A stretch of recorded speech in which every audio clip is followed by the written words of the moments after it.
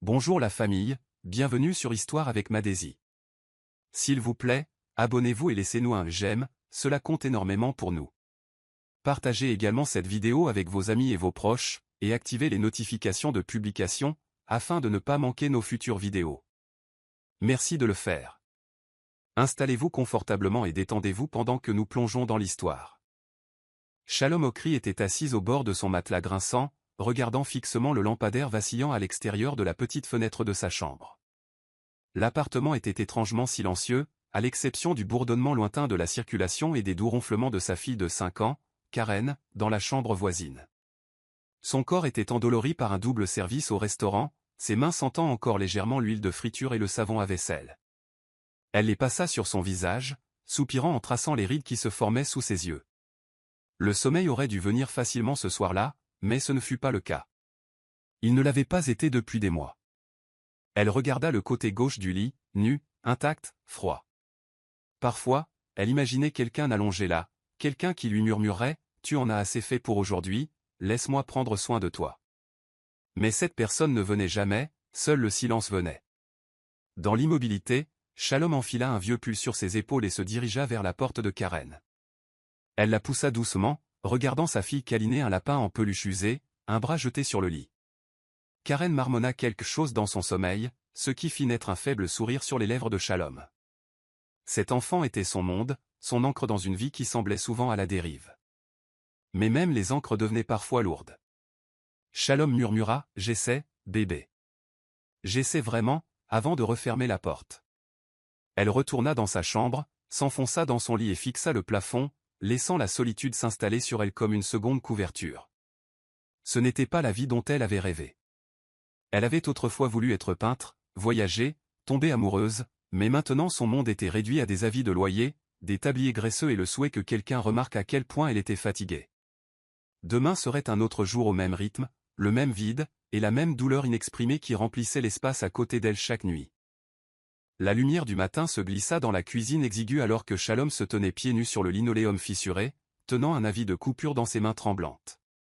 Le frigo avait cessé de bourdonner 2 nuits auparavant, et maintenant la compagnie d'électricité menaçait de couper complètement le courant. Dernier avertissement, hurlaient les lettres rouges, ajoutant du poids aux nœuds qui se serraient déjà dans sa poitrine. Elle se frotta la tempe, ses yeux se tournant vers le dessin de Karen sur le frigo, une image d'elle deux se tenant la main sous un arc-en-ciel. L'innocence de la scène lui serra la gorge. Son téléphone vibra avec un autre rappel de loyer dû. Le propriétaire, Monsieur Akand, avait déjà appelé 3 fois. « Shalom, je ne dirige pas une œuvre de charité », avait-il lancé la semaine dernière. « Vous payez, ou je trouverai quelqu'un qui le fera. » Ses épaules s'affaissèrent alors qu'elle ouvrait une boîte de haricots pour le petit déjeuner, son esprit s'emballant avec des chiffres qui ne tombaient jamais justes. À la tombée de la nuit, Shalom était recroquevillé sur le sol de la cuisine, la faible ampoule au-dessus d'elle vacillant comme pour se moquer de son désespoir. Karen était couchée depuis longtemps après s'être brossé les dents avec de l'eau chauffée sur la cuisinière à gaz et avoir serré sa mère dans ses bras pour lui souhaiter bonne nuit avec un « demain ira mieux, maman », plein d'espoir, mais Shalom ne ressentait rien de tel. Alors qu'elle pressait sa joue contre le carrelage frais, des larmes s'échappèrent silencieusement. Il n'y avait aucun public pour assister à son effondrement, aucun ami ne frappant à sa porte, aucun homme pour la bercer et lui dire « on va s'en sortir ». Sa poitrine se souleva alors qu'un sanglot s'échappait, brut, brisé, non filtré. Elle essaya de l'étouffer avec sa manche, mais la douleur était plus forte que sa volonté. « Dieu, s'il te plaît. Juste une chance », murmura-t-elle dans le calme, le seul son en réponse étant le goutte-à-goutte métallique du robinet de la cuisine, et même cela semblait fatigué. « Tu dois sortir avant de te noyer dans cet endroit », déclara Jane, debout, les mains sur les hanches, avec l'autorité déterminée d'une meilleure amie qui en avait assez. Shalom leva les yeux de sa posture voûtée au-dessus de l'évier. « Jane, je n'ai pas de baby-sitter, pas de maquillage, pas d'énergie, et pas un sou. » Mais Jane composait déjà un numéro sur son téléphone. « Mike m'en doit une. Il gardera Karen pendant 2 heures. Tu as une robe décente. Ne fais pas comme si ce n'était pas le cas. Et je m'occupe de l'addition. » Shalom ouvrit la bouche pour protester à nouveau, mais Jane la fit taire d'un regard. « C'est juste une nuit. Tu n'as même pas besoin de sourire. Respire juste ailleurs que dans cet appartement. » Ce soir-là, Shalom se regarda longuement dans le miroir. La robe vert foncé lui allait bien, soulignant un corps auquel elle n'avait pas prêté attention depuis des années. Ses boucles étaient brossées, ses lèvres légèrement glossées. Pour la première fois depuis ce qui semblait être une éternité, elle ressemblait à une femme, pas seulement à une mère. Le bar lounge était plus calme qu'elle ne s'y attendait. Pas de musique assourdissante, juste de douces notes de saxophone se mêlant aux lumières tamisées et aux conversations murmurées. Shalom s'accrochait à son sac à main comme si c'était sa couverture de sécurité. « Tu es en sécurité ?» dit Jane en lui serrant la main avant d'aller commander des boissons. Shalom s'assit à une table haute, observant la salle. Cela ressemblait à un autre monde, des femmes riant avec insouciance, des hommes en chemise cintrée sirotant du whisky cher, des couples échangeant des sourires silencieux. Elle se sentait déplacée, et pourtant étrangement invisible, jusqu'à ce que ses yeux croisent les siens. Il était assis à l'autre bout du bar, seul, mais pas d'une manière solitaire. Sa présence était tranquille, comme s'il était à sa place sans effort. Elle détourna rapidement le regard, le cœur battant. Quand elle osa jeter un nouveau coup d'œil, il la regardait toujours, pas de manière prédatrice, juste curieux, comme s'il essayait de lire un livre sans titre. Et cela lui fit mal à la poitrine de la manière la plus étrange. « Ça vous dérange si je m'assois ici ?» Sa voix était douce mais profonde, comme de la soie sur de la pierre. Shalom cligna des yeux, réalisant qu'il s'était approché sans qu'elle le remarque. Elle hocha la tête avec prudence, le regardant prendre le tabouret à côté d'elle. « Je m'appelle Kelvin », offrit-il en tendant la main. Elle hésita avant de la serrer. « Shalom ». Sa poignée était ferme mais respectueuse, et il ne laissa pas son regard errer sur sa poitrine ou ses cuisses comme le faisaient souvent d'autres hommes. Au lieu de cela, il se pencha légèrement en avant. « Semaine difficile ?» Cette question, simple, gentille et si inattendue, faillit la briser. Elle laissa échapper un petit rire, plus par défense que par amusement. Essayez quelques années difficiles. Kelvin sourit, non pas avec pitié, mais avec compréhension. Parfois, ce sont ces années qui façonnent les meilleures parties de nous. Elle le regarda, surprise. Vous parlez toujours comme un biscuit chinois. Il gloussa, un son profond qui fit voltiger quelque chose en elle. Leurs boissons arrivèrent. Il sirotait un verre de scotch sec. Elle buvait lentement quelque chose de fruité que Jane avait commandé. Elle s'attendait à une conversation banale, mais au lieu de cela, il écouta. Vraiment écouter. Elle lui parla de Karen, prudemment, sans trop en dire, et il ne vérifia pas son téléphone une seule fois. Quand elle mentionna son travail, il hocha la tête comme s'il savait ce que c'était que de rester debout pendant des heures. Et quand elle mentionna ses rêves d'artiste, il ne rit pas. « Pourquoi avez-vous arrêté ?» demanda-t-il doucement. Sa voix se noua dans sa gorge. « Parce que les rêves ne paient pas le loyer », murmura-t-elle. Kelvin se pencha en arrière, ses yeux ne quittant jamais les siens. Peut-être, mais parfois le loyer n'est pas la chose la plus importante. Le silence s'installa à nouveau entre eux. Mais il n'était pas inconfortable. Il était chaud, enveloppant. Et alors que la nuit s'approfondissait, l'attirance entre eux s'intensifiait, silencieuse, électrique, inévitable. Au moment où le bar commença à se vider, Shalom et Kelvin étaient les deux seuls restés à leur table, leurs boissons intactes depuis plus d'une heure. La conversation s'était transformée en un silence confortable, ponctué de regards subtils et de sourires partagés. Dehors, la nuit était devenue plus froide, et Kelvin lui offrit sa veste lorsqu'ils sortirent sur le parking. « Je ne fais pas ça d'habitude », murmura Shalom, alors qu'il lui tenait la portière passager de sa berline noire élégante.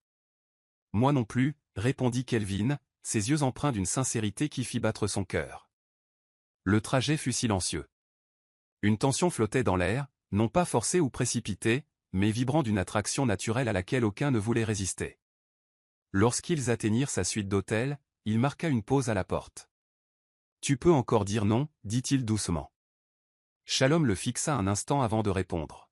« La vie m'a dit non tant de fois, je pense que je mérite une nuit pour dire oui. » Leurs vêtements tombèrent slowly, comme les pages d'une histoire tournée avec révérence, non avec hâte.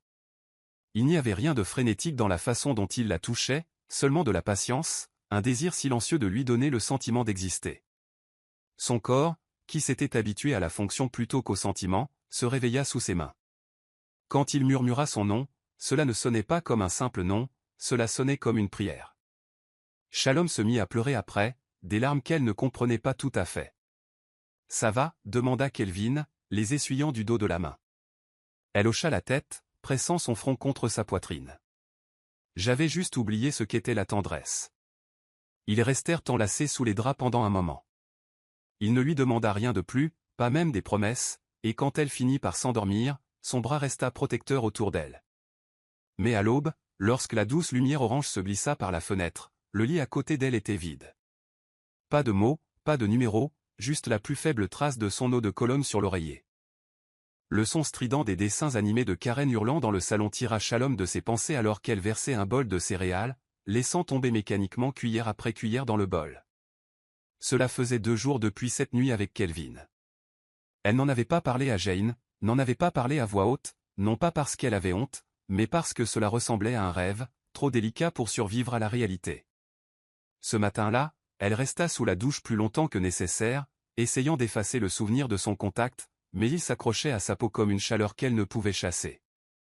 Elle se dit que ce n'était rien, juste une nuit, un moment de faiblesse. « Tu vas bien, maman ?» La petite voix de Karen la ramena à la réalité. « Tu es silencieuse ?» ajouta la fillette en balançant ses jambes sous la table du petit déjeuner. Shalom sourit faiblement et embrassa le sommet de sa tête. « Juste fatiguée, bébé, c'est tout. » Les jours qui suivirent passèrent dans un flou de travail et de maternité. Le poids des factures impayées revint. Le frigo avait toujours besoin d'être réparé. Sa responsable, Madame Holloway, aboyait des ordres comme si Shalom était invisible. « Accélère le rythme, ou quelqu'un d'autre le fera », lança-t-elle un après-midi. Il n'y avait pas de temps pour se souvenir de la douceur quand l'amertume exigeait de l'attention. Et pourtant, parfois, tard dans la nuit, elle se blottissait avec Karen déjà endormie à côté d'elle et traçait le col de la veste qu'elle avait oublié de lui rendre. Son odeur s'était estompée, mais elle n'avait pas eu le cœur de la laver. Pas encore. Pas quand c'était la seule preuve que quelqu'un l'avait vue comme plus qu'une serveuse ou une mère fatiguée. Mais elle n'en parla jamais, ni à Jane, ni même à elle-même à voix haute. Ce chapitre était clos, se persuada-t-elle. C'était fini. Qui qu'il soit, où qu'il soit, il était parti. Et elle avait une fille à élever, avec ou sans moment magique. Cela commença par pas seulement la sensation nauséeuse habituelle due au fait de sauter des repas, mais une vague dévorante qui l'envoya se précipiter vers la petite salle de bain, s'agrippant à la cuvette des toilettes comme si c'était sa dernière encre. Hug, intoxication alimentaire, marmonna-t-elle en s'essuyant la bouche et en tirant la chasse. Mais cela ne s'arrêta pas. Pendant 3 matins consécutifs, elle vomit avant même de se brosser les dents. Jane fut la première à le remarquer. « Tu es pâle, tu as perdu du poids, et tu picores dans ton assiette comme un oiseau effrayé, » dit-elle, les bras croisés. Shalom le prit à la légère. « Le stress, peut-être. Je suis sur les rotules. » Mais Jane n'avait pas l'air convaincue. « Fais-moi plaisir.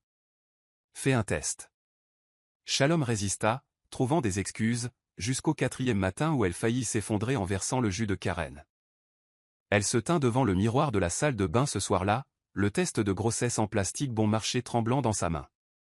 Le temps ralentit. Les 2 lignes apparurent avant même que les 3 minutes ne soient écoulées. Ses genoux fléchirent. Elle s'effondra sur le sol, pressant une main sur sa bouche. « Non, non, non, non », murmura-t-elle encore et encore. Son esprit retourna à cette nuit-là, aux mains de Kelvin, à son murmure, à son absence. Elle ne connaissait même pas son nom de famille. Elle ne savait même pas si Kelvin était réel ou un nom inventé pour combler un vide. La réalisation qu'elle portait l'enfant d'un inconnu l'écrasa. La panique lui noua la gorge. Elle n'avait pas prévu cela. Elle ne pouvait pas se le permettre. Les larmes coulèrent librement alors qu'elle se recroquevillait sur le carrelage, son corps secoué de tremblements. Depuis le salon, Karen appela « Maman, tu vas bien ?» Shalom força sa voix à paraître stable. « Oui, bébé, c'est juste que... je sors tout de suite. » Mais à l'intérieur, son monde venait de basculer hors de son axe, et rien, absolument rien, ne serait plus jamais pareil. Shalom était assise seule sur le balcon, enveloppée dans une couverture délavée, le test de grossesse posé face visible sur la petite table en métal à côté d'elle, tel un invité indésirable. Jane était passée plus tôt, son ton direct et implacable. « Tu as à peine survécu avec un enfant. Comment vas-tu faire avec 2 ?» Shalom n'avait pas répondu, hochant simplement la tête en silence pendant que Jane parlait de clinique et d'options. Maintenant, dans le silence de la nuit, la ville bourdonnant sous elle, les mains de Shalom berçaient son ventre encore plat. Elle ne se sentait pas prête. Elle ne se sentait pas forte. Mais sous la peur, il y avait autre chose, une lueur de connexion, de responsabilité. « Je ne sais même pas qui tu es », murmura-t-elle, caressant la chaleur de sa propre peau. « Mais tu n'as pas demandé à être ici, et d'une manière ou d'une autre, j'ai déjà l'impression que tu es à moi. » Plus tard cette semaine-là, alors qu'elle pliait du linge, Karen entra dans la pièce sur la pointe des pieds, ses grands yeux observant attentivement sa mère. « Maman, es-tu fâchée contre moi ?» Shalom se tourna brusquement. « Non, bébé, jamais. » Karen s'approcha et plaça sa main contre l'abdomen de Shalom. « Alors pourquoi pleures-tu tout le temps et parles-tu à ton ventre ?» Sa voix était douce, pleine d'innocence. Shalom sourit malgré la piqûre dans sa poitrine. « Parce qu'il y a un bébé à l'intérieur, et j'ai juste peur. Mais pas de toi, ni du bébé. Juste de refaire ça toute seule. » Karen pressa son oreille contre le ventre de Shalom, puis sourit. « C'est un garçon, je le sens. » Shalom rit, vraiment rit, pour la première fois depuis des semaines. « Ah oui, et comment devrions-nous l'appeler ?» Karen réfléchit un instant, puis murmura « Nathaniel. » Ça sonne comme quelqu'un de fort. Shalom serra sa fille dans ses bras, laissant le nom s'imprégner dans son cœur comme une promesse. Nathaniel. Son choix était fait. Chaque jour se fondait dans le suivant, et Shalom commença à avancer à travers les mois comme quelqu'un portant à la fois la vie et un deuil silencieux. Son ventre s'arrondissait lentement, déformant ses uniformes, tendant les coutures de chemise qu'elle ne pouvait pas se permettre de remplacer.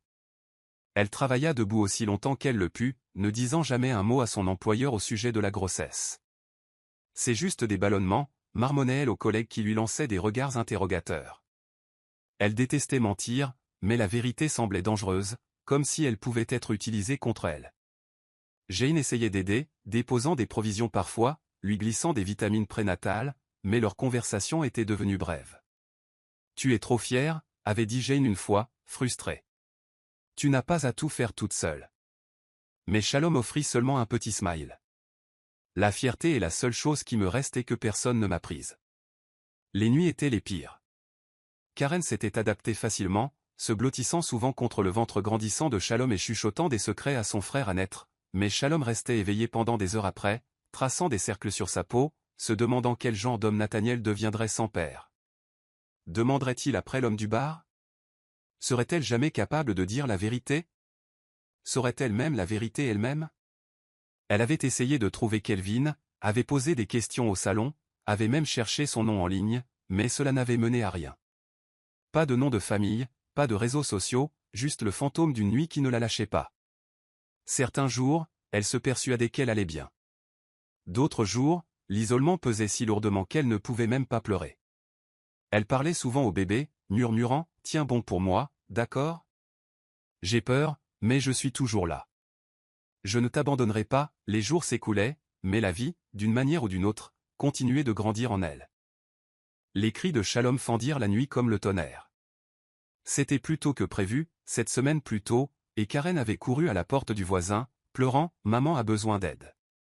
Elle se souvenait à peine du trajet en ambulance, seulement de la douleur fulgurante et des mains froides de l'ambulancier serrant les siennes, répétant « Restez avec nous, madame ». Les lumières de l'hôpital étaient aveuglantes, les sons forts et rapides, mais au moment où elle entendit le cri gémissant de son fils, faible, aigu, désespéré, tout ralentit.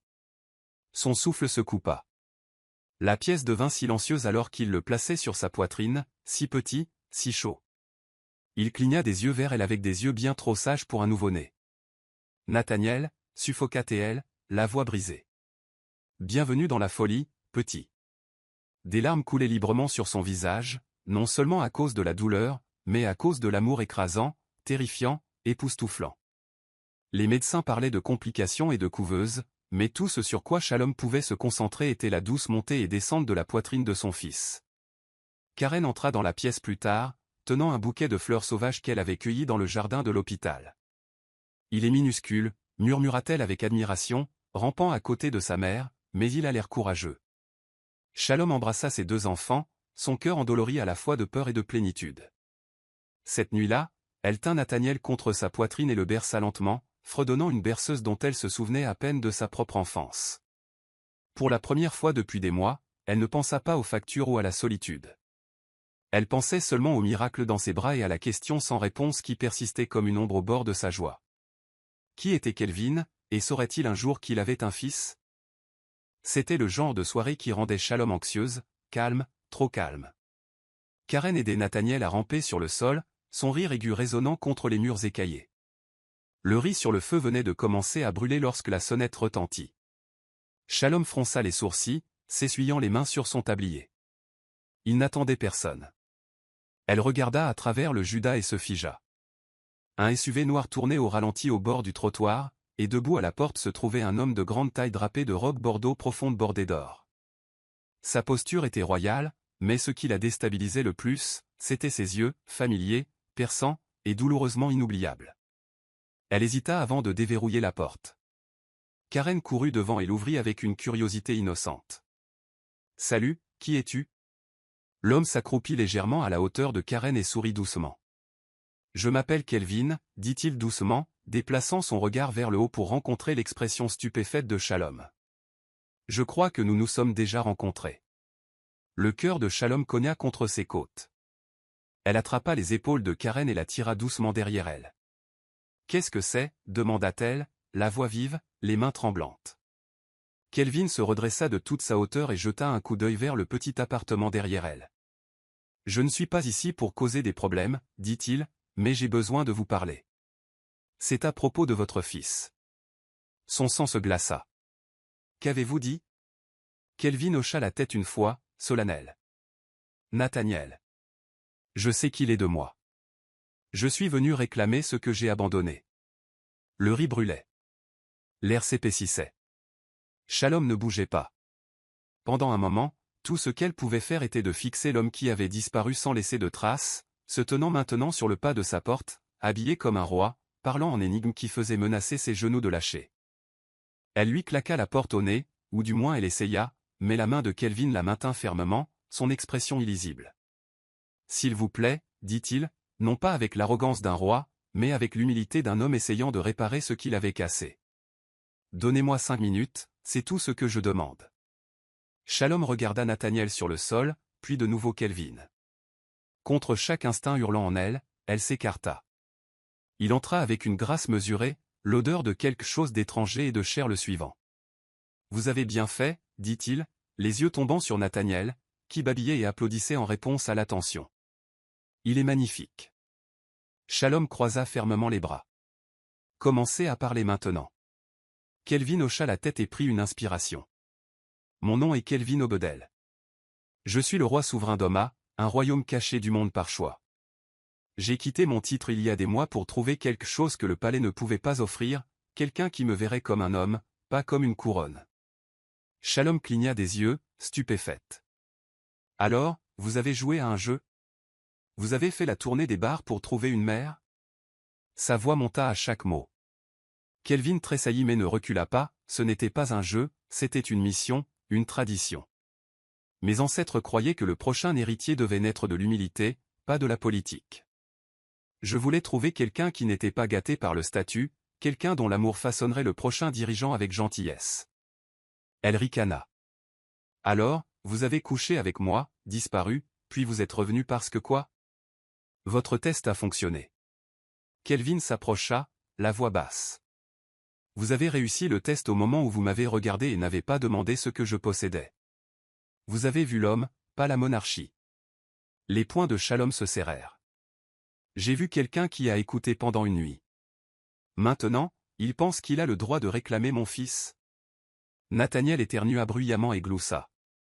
Les yeux de Kelvin s'adoucirent. Je ne suis pas venu le prendre. Je suis venu le connaître, et vous connaître, si vous me le permettez.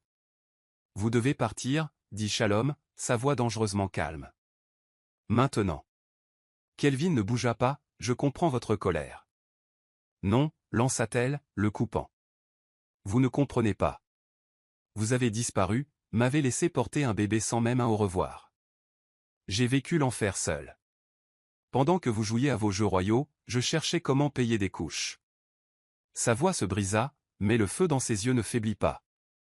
La mâchoire de Kelvin se serra.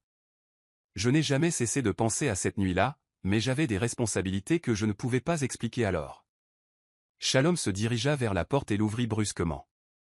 Eh bien, vous avez expliqué maintenant. Retournez dans votre royaume.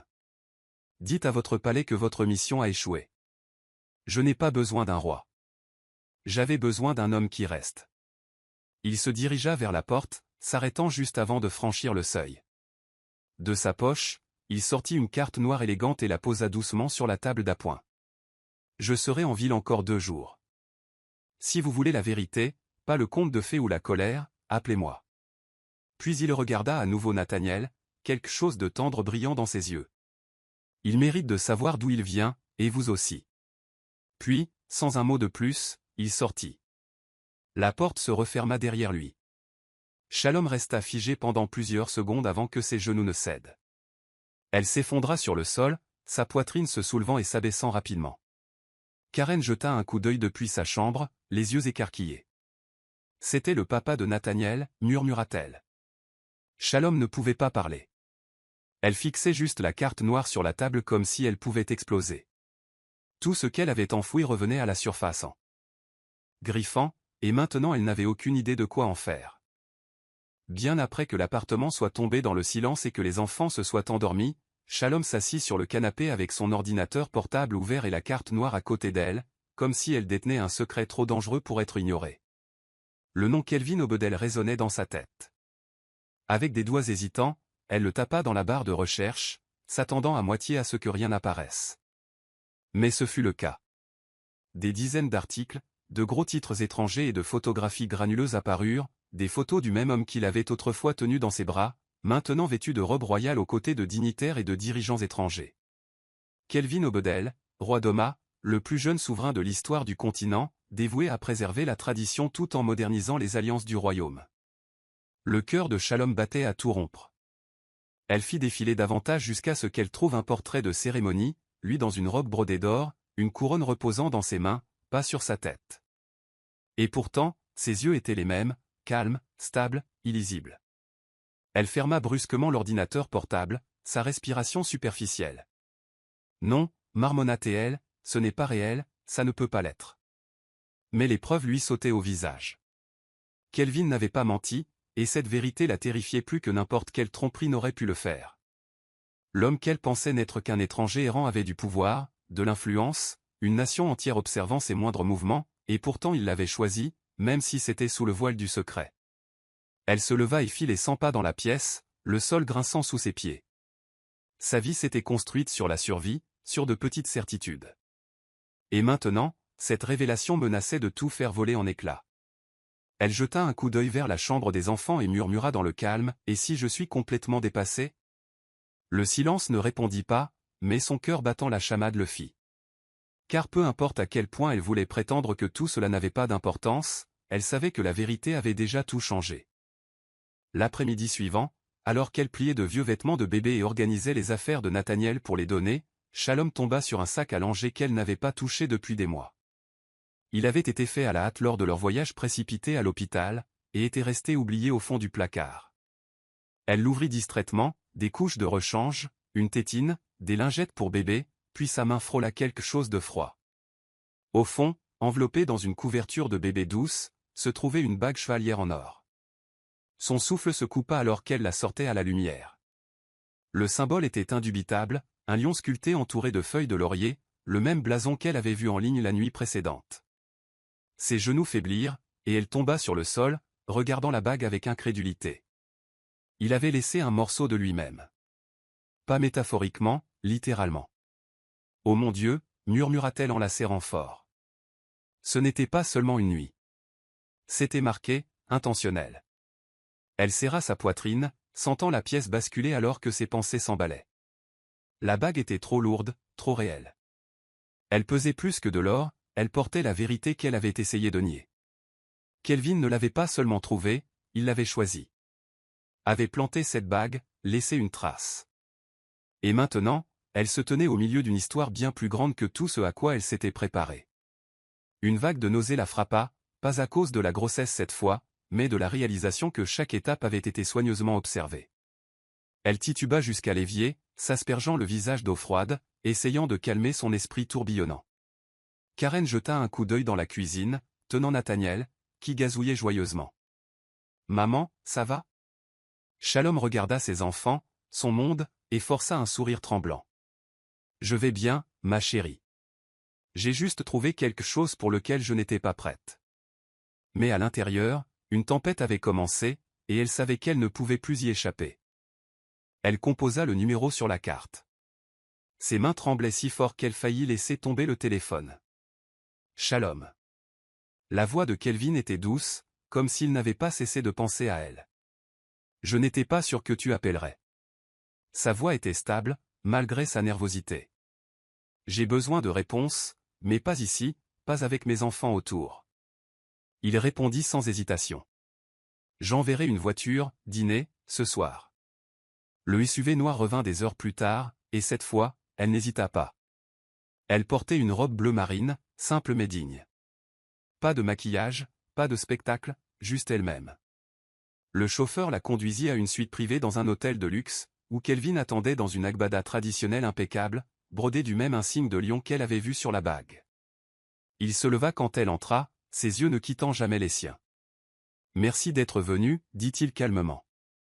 J'ai failli ne pas venir, admit-elle en se glissant sur la chaise en face de lui. Ils mangèrent lentement, mais ce n'était pas la nourriture qui remplissait l'espace. C'était le poids des vérités tacites. Kelvin parla le premier.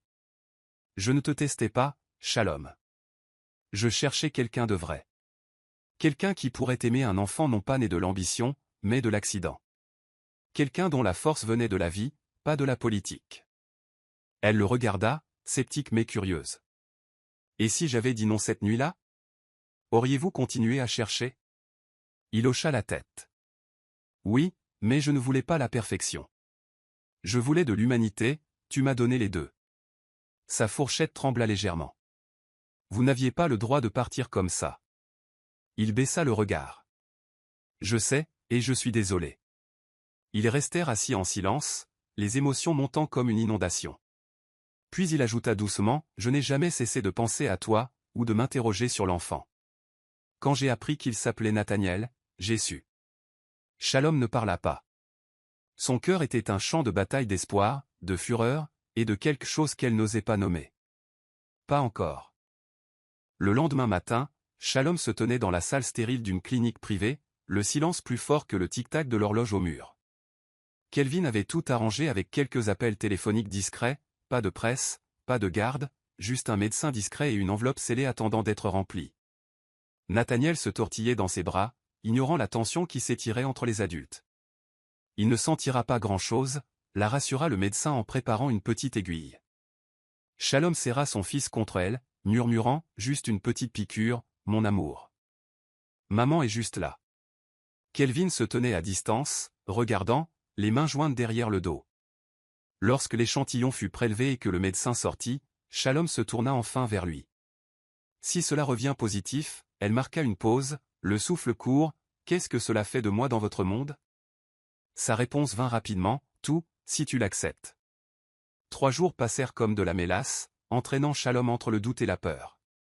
Elle évita Jane, ignora les appels manqués du travail, et dormit à peine. Quand l'enveloppe arriva enfin par coursier, ses mains tremblaient en l'ouvrant. Elle ne la lut pas à haute voix. Elle n'en avait pas besoin. Les chiffres étaient là, audacieux, irréfutables, correspondance à 99,99%. Ses genoux cédèrent, et elle s'effondra sur le canapé, Nathaniel gazouillant à côté d'elle. Il avait du sang royal, il était l'héritier d'un royaume. Et elle, une serveuse en difficulté, était la mère d'un futur roi. Elle composa le numéro de Kelvin sans réfléchir. « C'est confirmé, dit-elle calmement. »« Je sais, répondit-il. Les résultats me sont parvenus aussi. Je n'avais pas besoin de preuves. Mais je comprends que tu en aies eu besoin. » Elle ne savait pas quoi dire. Elle savait seulement que sa réalité avait changé de façon permanente, et qu'il n'y avait pas de retour en arrière possible. « Et maintenant ?» demanda-t-elle. Il répondit avec une certitude calme. « Maintenant, nous recommençons avec la vérité. » Plus tard ce soir-là, Alors que Shalom pliait le linge dans le salon, Karen était assise par terre, en train de colorier. « Maman » demanda-t-elle sans lever les yeux. « Est-ce que Nathaniel est vraiment un prince ?» Shalom cligna des yeux, ses mains s'arrêtant à mi-pli. « Pourquoi demandes-tu cela ?» Karen haussa les épaules. « Cet homme, celui dans la voiture de luxe, il a appelé Nathaniel Votre Altesse quand il pensait que je n'écoutais pas. » Shalom s'assit à côté de sa fille, la serrant contre elle. « Ma chérie, les choses sont compliquées. »« Mais oui, il est spécial. Tout comme toi. » Les yeux de Karen se plissèrent. « Est-ce qu'il va emmener mon frère ?» La question la transperça comme une lame. « Non, dit-elle fermement. Personne n'emmène personne. Il apprend juste à nous connaître. C'est tout. » Mais même en prononçant ces mots, ses propres doutes murmuraient plus fort. Cette nuit-là, après que les deux enfants se soient endormis, Shalom se tenait près de la fenêtre, regardant la ville sombre. Son téléphone vibra, un message de Kelvin. « Voudriez-vous voir Oma ? Ne serait-ce que pour Nathaniel. Laisse-moi te montrer son avenir. » Elle ne répondit pas immédiatement. Son reflet dans la vitre ressemblait à quelqu'un d'autre, plus forte, mais plus fragile. Quel avenir voulait-elle ? Un royaume rempli de règles, de titres et de surveillance ? Ou la vie tranquille qu'elle s'était battue pour construire ? Mais ensuite elle pensa à Nathaniel, à ses yeux brillants, à son rire, et à la vérité tacite que son amour pourrait ne pas être suffisant pour le protéger d'un monde dans lequel il était né. Elle répondit par texto, « Je viendrai, mais à mes conditions. Et seulement parce que j'ai besoin de savoir ce que vous attendez de moi. » La réponse de Kelvin fut instantanée. « Alors je m'assurerai que vous soyez entendu. » Chaque mot. Le jet atterrit sur une piste privée juste avant le crépuscule. Les hublots de l'avion étaient teintés. Mais Shalom sentit quand même le changement d'atmosphère, la façon dont les gens s'inclinaient quand Kelvin descendit le premier, le langage de leur corps, révérencieux et discipliné. Nathaniel dormait contre son épaule, et Karen s'accrochait fermement à sa main. « Sommes-nous dans un autre monde » murmura-t-elle. Shalom faillit dire oui. Ils furent accueillis par des gardes en uniformes élaborés, et la voiture royale qui les emporta ne ressemblait à rien de ce que Shalom avait jamais vu, silencieuse, spacieuse, garnie d'ivoire et d'acajou. Le palais, quand il apparut, lui coupa le souffle. Non pas parce qu'il était grand, mais parce qu'il était vivant, avec des jardins qui pulsaient de couleurs et un air qui sentait les manguiers et quelque chose de plus ancien, de sacré. À l'intérieur, des serviteurs s'inclinèrent. Les portes s'ouvrirent comme par magie. Mais Shalom garda la tête haute, refusant d'être submergé par l'admiration. « Je ne suis pas ici pour être impressionné, » dit-elle à Kelvin alors qu'il marchait dans des couloirs de marbre. « Je suis ici pour la vérité. » Il hocha la tête, n'offrant aucun argument. « Alors je ne vous donnerai rien de moins. » Une nounou emporta Nathaniel dans une nurserie royale, et Karen fut conduite dans une salle de livres et de puzzles. Shalom se retrouva seul avec Kelvin, dans un salon avec des fenêtres donnant sur une cour éclairée par la lune. « C'est l'héritage de votre fils, dit-il doucement. Mais il n'est pas obligé de venir avec des chaînes. Il vient avec le choix. » Elle se tourna pour lui faire face, l'expression illisible. « Et si je choisis non ? Il ne s'y a pas, alors vous partez, et les portes restent ouvertes pour vous quand vous serez prête. Parce que ceci, il montra son cœur, n'est pas seulement l'histoire de Nathaniel. C'est la vôtre aussi. » Shalom ne répondit pas. Son silence avait du pouvoir maintenant. Et pour une fois, elle n'avait pas peur de la couronne, c'était la couronne qui avait peur d'elle. Le palais était calme ce soir-là lorsque Kelvin guida Shalom dans un couloir qu'elle n'avait jamais vu. Les murs étaient bordés de portraits imposants, des femmes en robe royale, certaines au regard féroce et fier, d'autres au visage doux mais sage. Chaque peinture avait sa propre lumière, chaque cadre gravé d'or et daté avec révérence. Celles-ci, dit Kelvin alors qu'il marchait, sont les reines d'Oma. Toutes ne sont pas nées d'une lignée de sang. Certaines ont été choisies. Certaines, comme vous, sont entrées dans ce monde par accident, et l'ont quitté transformé. Shalom s'arrêta devant l'un d'eux, une femme à la peau sombre en robe de guerrière, une lame à son côté et un parchemin à la main. Qui était-elle ? Demanda-t-elle, frappée par la force du regard peint de la femme. La reine Hadès, répondit-il doucement. Fille d'un fermier. Elle a épousé mon grand-père. Elle a réécrit la constitution d'Oma. Shalom cligna des yeux devant le portrait, l'admiration s'insinuant en elle. Kelvin se tourna pour lui faire face, la voix calme mais pleine. Vous me rappelez elle. Non pas d'où vous venez, mais dans votre façon de porter le poids sans vous laisser écraser. Shalom secoua légèrement la tête. Je ne suis pas une reine, Kelvin. Je survis à peine. Ils s'approchèrent, s'émoulant. La survie est la plus grande des couronnes. L'instant flotta dans l'air entre eux, épais, tacite, sacré. Shalom toucha doucement l'un des cadres. Toutes ces femmes. Avaient-elles le choix? Kelvin hocha la tête. Chacune d'entre elles. Et vous aussi. Elle ne répondit pas. Pas avec des mots, mais quelque chose changea en elle. Les murs qu'elle avait construits brique par brique se fissuraient, non pas sous la pression, mais sous la compréhension. Il ne s'agissait pas de porter une couronne. Il s'agissait de réécrire ce que signifiait en être digne. Le lendemain matin, Kelvin emmena Shalom par une porte dérobée du palais, sur un chemin creusé entre des arbres anciens. « Où allons-nous » demanda-t-elle, tenant Nathaniel près d'elle. « À la vérité » répondit-il simplement. Ils arrivèrent dans un modeste village niché derrière les collines, de simples maisons en argile, des enfants turbulents, et des anciens rassemblés sous un manguier. « C'est ici que je suis venu après mon couronnement » expliqua Kelvin, pour me défaire de la couronne et voir le royaume tel qu'il vit. Les villageois le saluèrent avec une familiarité chaleureuse, non avec révérence, et Shalom fut stupéfaite de le voir tomber à genoux devant une femme âgée et lui baiser la main.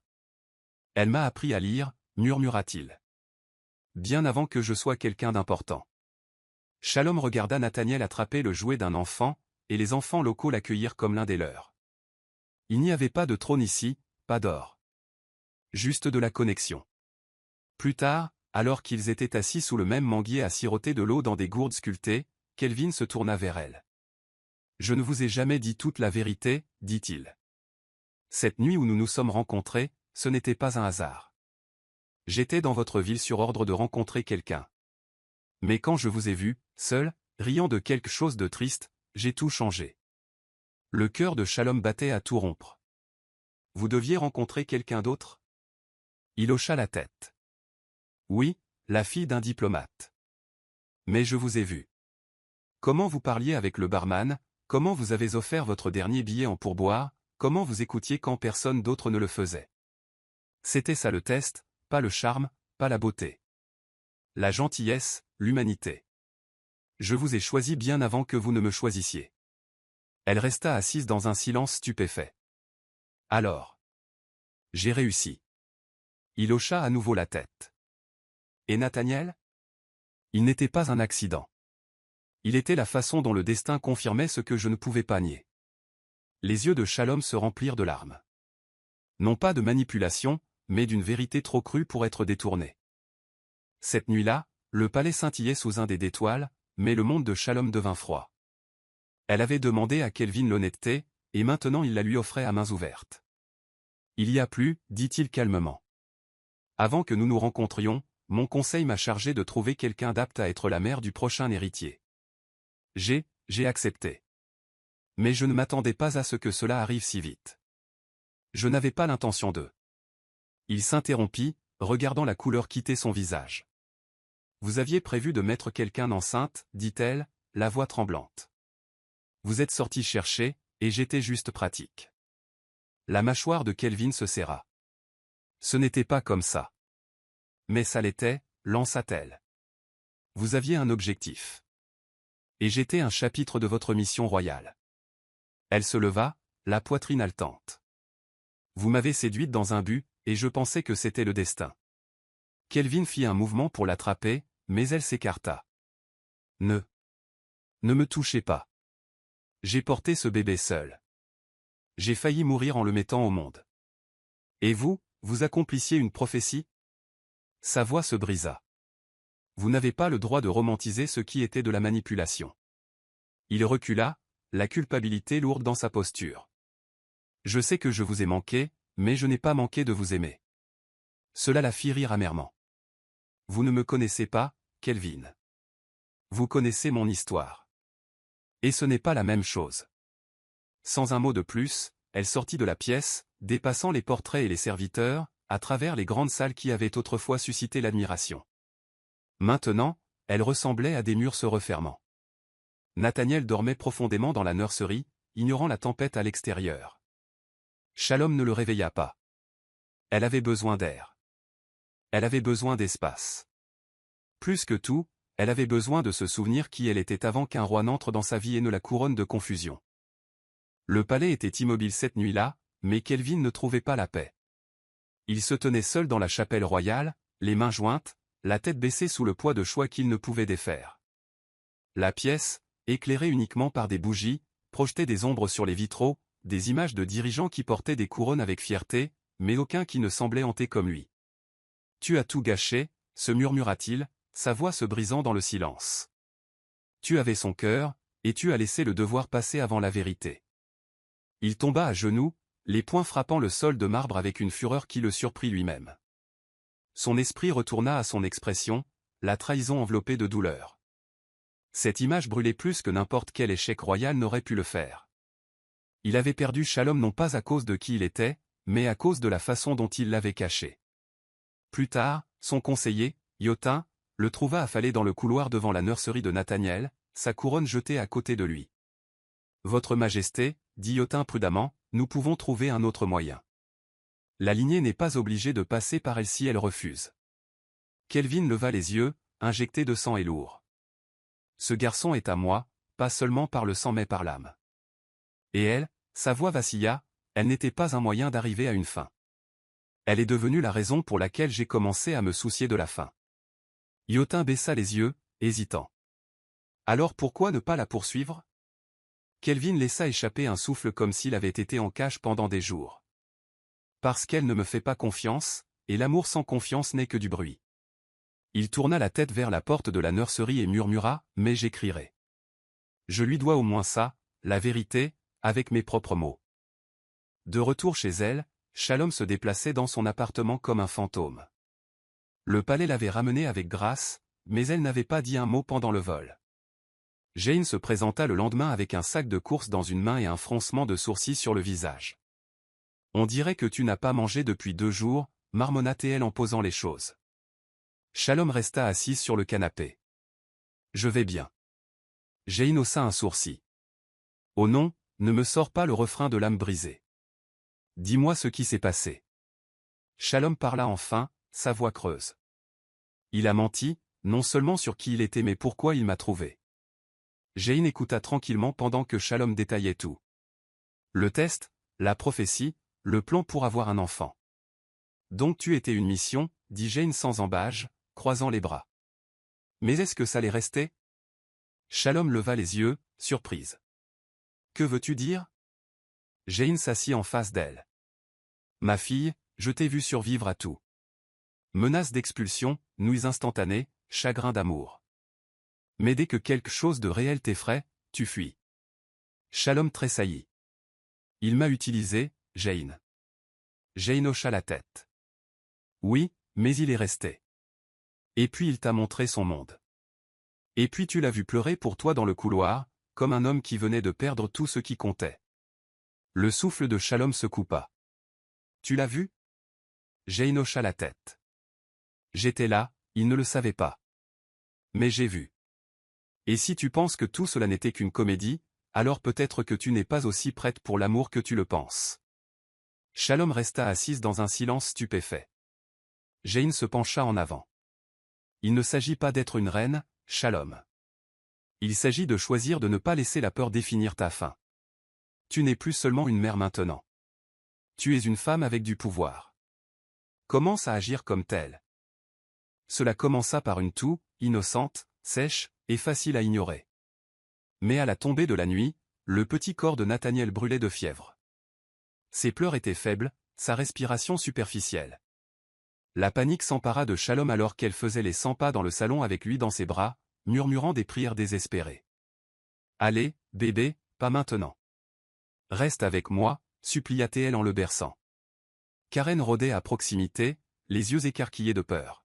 « Maman, est-ce qu'il va s'en sortir? » Je ne sais pas, répondit Shalom, la voix brisée. D'une main tremblante, elle appela le numéro d'urgence sur la carte médicale royale que Kelvin lui avait laissée. En 20 minutes, une équipe privée arriva, calme, composée et prête. Ils se déplaçaient comme des ombres, transférant Nathaniel dans leur véhicule. Shalom s'accrocha à sa fille, les larmes coulant sur son visage alors qu'elle regardait la vie de son bébé en équilibre.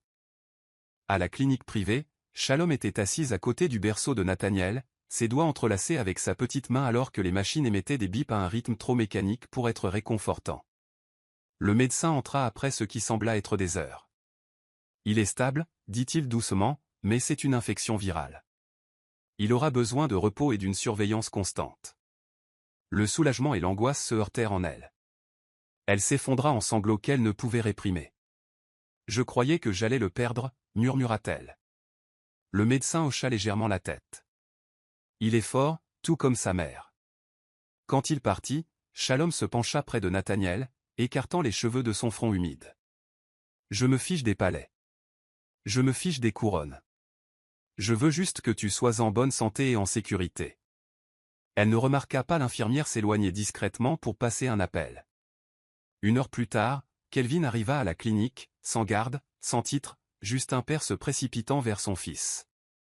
Quand il vit Shalom là, brisé mais entière, il ne parla pas. Il s'agenouilla simplement à côté d'elle et lui prit la main. Cette fois, elle ne se retira pas. 2 jours après la sortie de Nathaniel, Shalom rentra chez elle et trouva une enveloppe scellée coincée entre les pages du livre d'histoire de Karen. Elle reconnut immédiatement l'écriture de Kelvin, des traits vifs, délibérés, qui semblaient pourtant incertains. Elle hésita avant de l'ouvrir, ses doigts tremblants comme si les mots à l'intérieur pouvaient la briser à nouveau. « Shalom, commençait-elle. Ce n'est pas un décret royal. Ce n'est pas moi qui essaie de gagner. C'est juste moi. L'homme que tu as rencontré dans un bar et qui s'est assis à côté de toi parce que quelque chose dans ton silence m'a attiré plus profondément que n'importe quel trône ne l'a jamais fait. Je n'avais pas prévu de tomber amoureux de toi, mais je le suis tombé. Pas parce que tu es la mère de mon héritier, mais parce que tu as été la première personne à me voir sans la couronne. » Des larmes montèrent aux yeux de Shalom alors qu'elle continuait à lire. « Quand tu es parti, je ne t'ai pas poursuivi. Non pas parce que je ne le voulais pas, mais parce que tu méritais de l'espace pour décider ce que l'amour signifiait pour toi, pas ce qu'il signifiait pour mon héritage. Mais j'ai besoin que tu saches, tu es la seule couronne que j'ai jamais vraiment désirée. Et je préférerais être ton homme en secret plutôt qu'un roi pour des millions sans ton cœur. » Elle plia la lettre, la pressant contre sa poitrine, la douleur dans son cœur n'étant plus aiguë, mais persistante. Dans le calme, elle murmura, « Pourquoi tes mots font-ils plus mal quand ils sont vrais ?» Pour la première fois, elle ne ressentit pas de colère.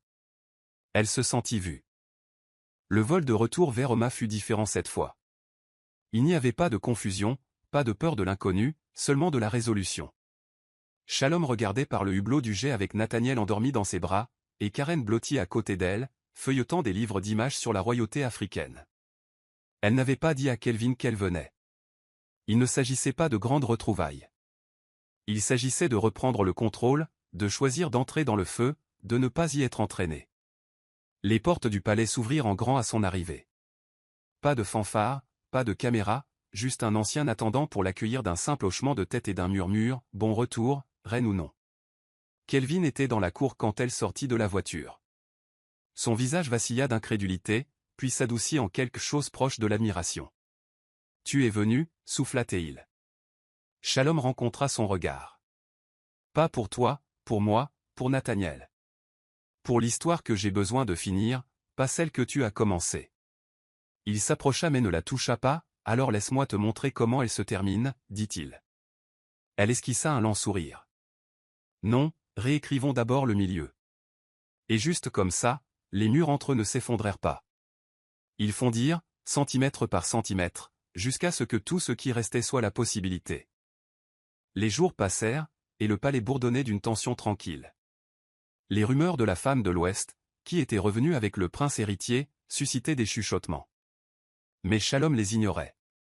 Elle passait ses matinées à marcher dans les jardins avec Nathaniel, ses après-midi à lire avec Karen dans les couloirs ensoleillés, et ses soirées à croiser silencieusement Kelvin dans les corridors, ni l'un ni l'autre n'étant prêt à forcer ceux qui avaient besoin de temps.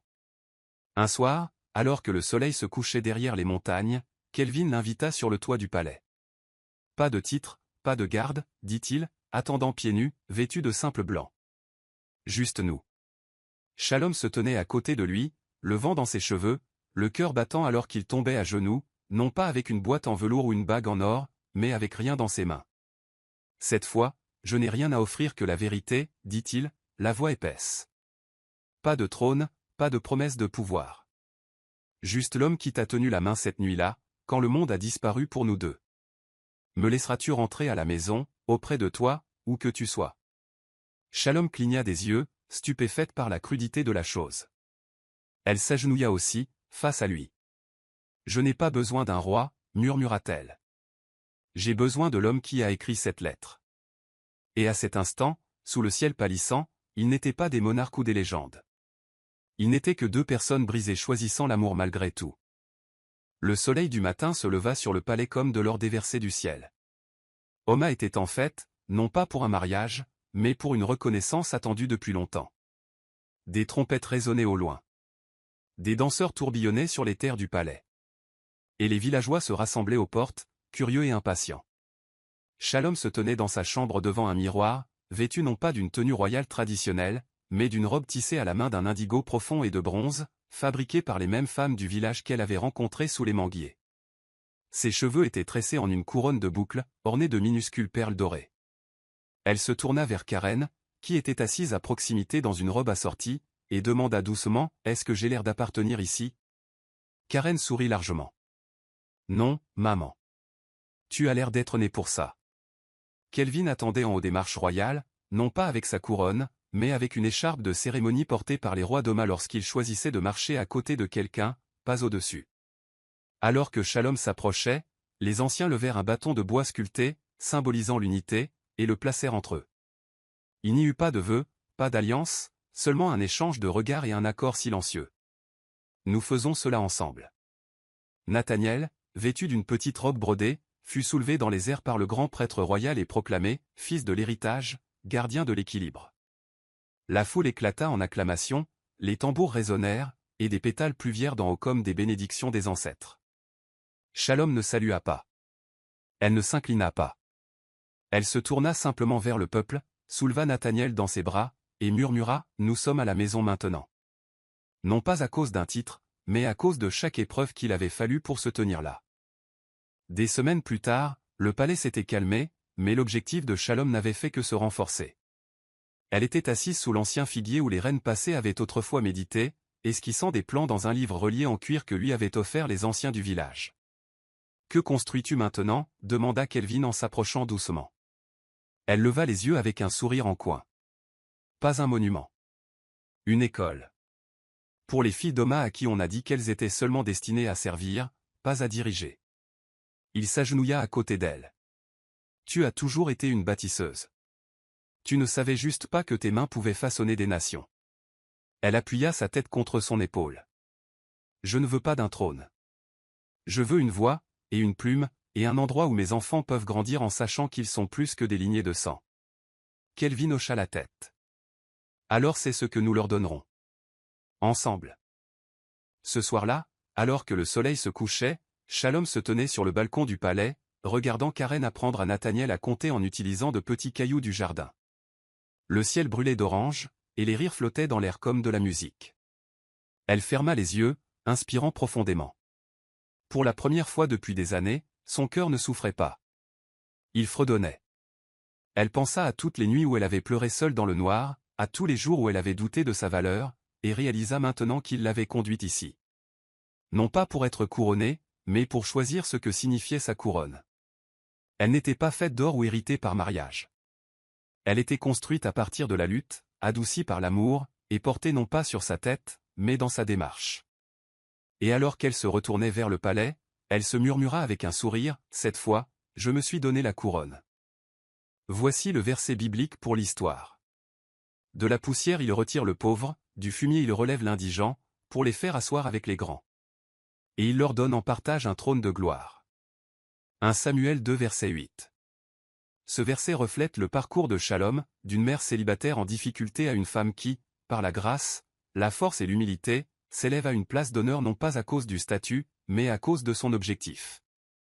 Morale de l'histoire. Votre passé ne vous disqualifie pas de la grandeur. Il vous y prépare.